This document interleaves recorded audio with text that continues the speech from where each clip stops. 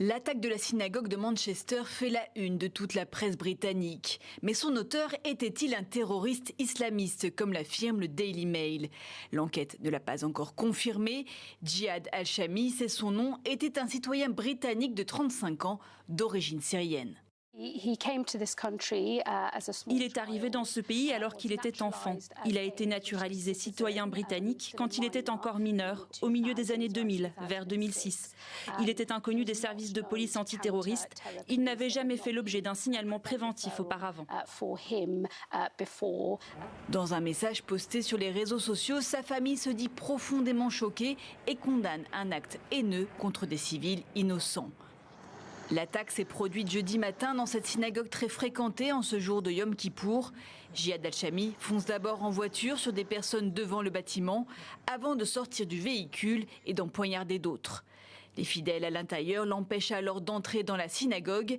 L'homme porte un gilet apparemment chargé d'explosifs qui s'avérera factice.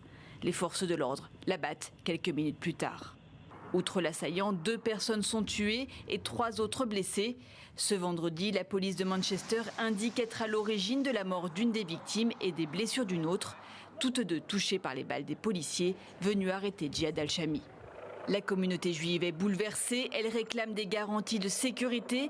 Les autorités ont renforcé leur présence près des lieux de culte. Je pense vraiment que des mesures telles que la reconnaissance de la Palestine en tant qu'État récompensent le terrorisme et encouragent la haine envers la communauté juive.